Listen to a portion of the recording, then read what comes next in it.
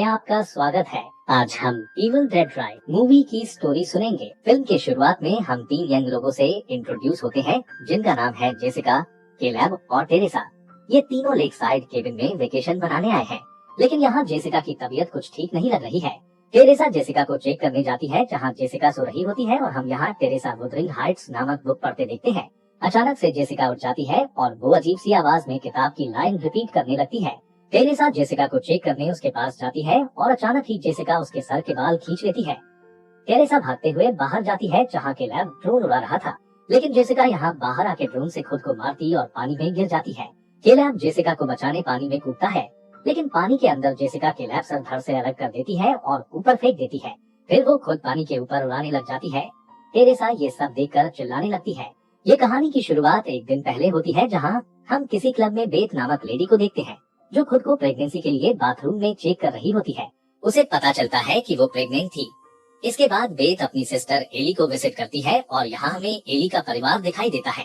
तो एली के 3 बच्चे हैं जिनके नाम थे डेनी, ब्रिजेट और कैसी। एली 2 महीने पहले ही अपने पति से अलग हो गई है और उसका पति बस चाइल्ड सपोर्ट के नाम पे पैसे भेजता है और बच्चों का ख्याल नहीं रखता। उसके हिसाब से पैसे भेज देना ही अनफ है। यहाँ पता चलता है कि बेथ भी अपनी म्यूजिक करियर को लेकर हमेशा बाहर ही रहती है और इन दोनों बहनों के बीच थोड़ी दरार आ गई है। घर पे दोनों बहनों में बातचीत हो रही होती है जब अचानक से एक अर्थक्वेक आता है।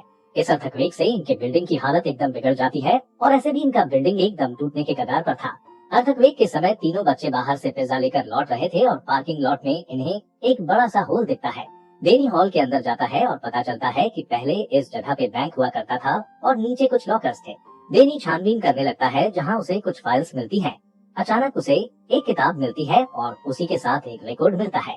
यहाँ उसे एक पुराना फोटो भी दिखता है जिसमें हम 3 फादर को देख पाते हैं। साथ ही वहाँ एक अजीब कॉइन था और बहुत सारे क्रोस थे। डेनी रिकॉर्ड और बुक को अपने साथ ले आता है, इवन ब्रिजेट उसे ऐसा करने से मना कर रही थी। घर पे आकर डेनी इस किताब को खोलने की कोशिश करता है जिसमें अजीब से दांत थे। इन्हीं दांतों से डेनी को एक कट लगता है और उसका खून किताब पे गिर जाता है, जिसे यह किताब सोख लेती है। फिर किताब अपने आप खुल जाती है और इसके अंदर भयानक पिक्चर्स बने हुए थे जो कि डेमोनिक थे। ब्रिजेट अब भी डैनी को ये सब करने से मना कर रही थी, लेकिन डैनी उसकी एक नहीं सुनता। डैनी अब रिकॉर्ड को अपने रिकॉर्ड प्लेयर में चलाता है और उस रिकॉर्ड को सुनकर हम समझ पाते हैं कि ये बुक ऑफ द डेड है। ये किताब इंसान के मांस से बना है और इसकी इंक खून से बनाई गई है। इस किताब पे कुछ प्रीस्ट रिसर्च कर रहे थे और इसके लिए उन्हें चर्च से निकाल दिया गया था। प्रीस्ट इस रिकॉर्ड में कह रहे थे कि किताब में जो रिचुअल्स है वो इस दुनिया के नहीं है। अचानक से रिकॉर्ड प्लेट अपने आप के चैटिंग्स को प्ले करने लगता है जो किसी बुक से थे और हम देखते हैं कि किताब के पन्ने अपने आप पलटने लग गए थे। इसकी वजह से एक डेमोनिक एंटिटी आजाद हो जाती है। दिखाया जाता है कि एली लिफ्ट में नीचे जा रही थी और ये डेमोनिक एंटिटी सीधा एली को पॉसेस कर लेती है। लिफ्ट के केबल एली को बांध लेते हैं और उसे लटका देते हैं और दिखता है एली अब पूरी तरह से पॉसेस हो चुकी है। एली अजीब तरह से वॉक करते घर में आती है और वो अंडे फोड़ फोड़ कर कुक करने लगती है। वो अपने ही परिवार को मारने की बात करती है जिसके बाद वो उल्टी करके मर जाती है। ये सब देख सभी डर गए थे और आसपास के 2 लोग भी यहाँ आते हैं जिनमें एक इंग्लैंड लड़का गैब था और एक बूढ़ा इंसान मिस्टर फुंडा।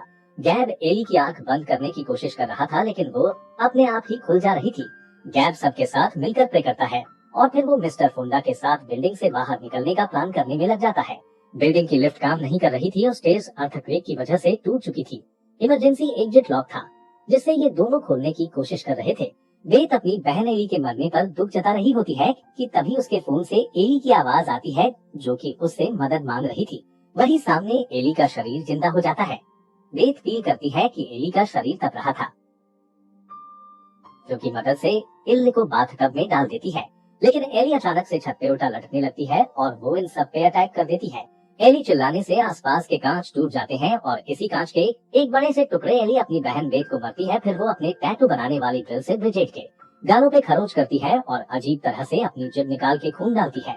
इतने में डैन एली पर अटैक कर देता है और हाथापाई में एली घर के बाहर हो जाती है और ये लोग घर बंद कर लेते हैं।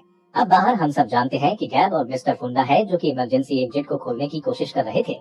एली जाके गैब को मार डालती है एंड देन मिस्टर फुंडा को भी मार देती है जिनके हाथ में शॉटगन थी। फिर वो कैसी को बुलाती है ताकि कैसी घर का दरवाजा खोल दे।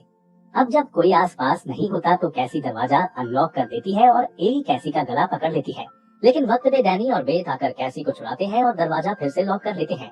वहीं दूसरी तरफ ब्रिजेट जो कट लगा था वो इन्फेक्ट होने लगता है और उसके कान, नाक, मुंह आंख सबसे कला पदार्थ निकलने लगता है। इसके बाद वो भी प्रोसेस हो जाती है और वो कांच खाने लगती है। ब्रिजेट अब डैनी और कैसी पे अटैक कर देती है और इस हाथापाई में कैसी अपने एक स्टिक से ब्रिजेट के सर पे मार देती है। स्टिक से चोट पहुंचने पर ब्रिजेट मर जाती है, लेकिन हमें पता है कि वो थोड़ी देर में वापस उठ जाएगी जैसे एली उठ गई थी।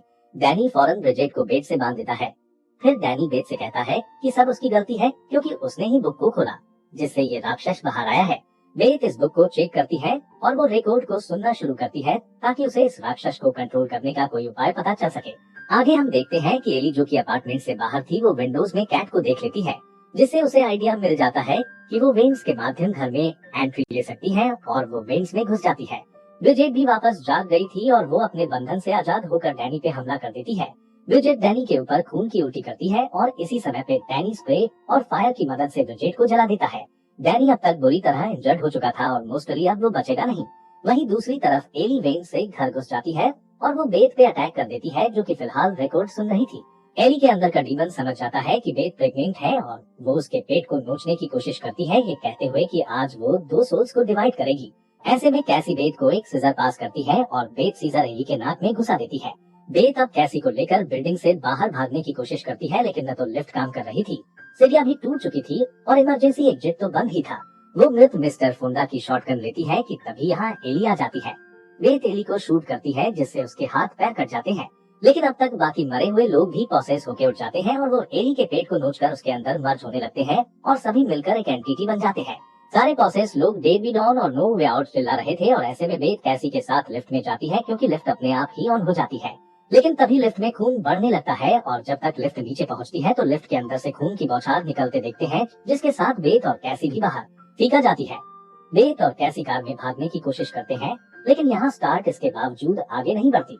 तब एली को देखते हैं जिसके शरीर में बाकी लोग मर्ज हो गए थे और बहुत अजीब दिख रहे थे। बेथ पार्किंग का दरवाजा ओपन करके क्लोज करती है और इससे पहले कि दरवाजा बंद होता वो और कैसी स्लाइड मारते हुए दरवाजे के उस पार चले जाते हैं, लेकिन ये डीमन दरवाजा बंद होने से पहले कैसी को वापस खींच लेती है। ऐसे में कैसी को बचाने के लिए बेथ को वापस आना पड़ता है और इससे पहले कि डीमन कैसी को मार पाता बेथ शॉटगन की मदद से एली पर अटैक कर देती है। फिर यहाँ दोनों के बीच हाथापाई होती है जिसमें दोनों एक दूसरे को बड़े से शटर में डालने की कोशिश में थे। कैसी भी यहाँ मदद करती है और अंत में एक चैनसो की मदद से बेथ एली को काट डालती है और उसे शटर के अंदर धकेल देती है, जिससे उसका पूरा शरीर ही खत्म हो जाता है। एली की सिर्फ मुंडी बचती है जो कि अब भी उल्टी सीधी बात बोल रही थी और ऐसे में बेथ मुंडी को भी शटर डाल देती है। इसके बाद बेथ और कैसी यहाँ से चले जाते हैं। अगले दिन हम जेसिका को देखते हैं। ये वही जेसिका है जिसे हमने फिल्म के स्टार्ट में देखा था। जेसिका सेम बिल्डिंग में किसी और फ्लोर पे रहती थी और वो पार्किंग लॉट में आती है ताकि अपनी कार में वो टेरेसा के साथ वेकेशन पे जा सके। फिलहाल वो टेरेसा के साथ वीडियो कॉल पे बात कर रही थी। उसे पार्किंग लॉट में खून वगैरह दिखता है और वो डरने लगती है। पता चलता है कि भले एली मारी गई हो लेकिन वो डेमोनिक एंटिटी अब भी आजाद है, यानी कि उसे कैद नहीं किया गया है और ऐसे में ये एंटिटी जेसिका को प्रोसेस कर लेती है। इसके बाद जेसिका क्या करती है वो हमने शुरुआत में ही देख लिया था और यहाँ फिल्म एंड हो जाती है। अगर आपको मूवीज की स्टोरी सुनना पसंद है तो लाइक, शेयर और सब्सक्राइब करें।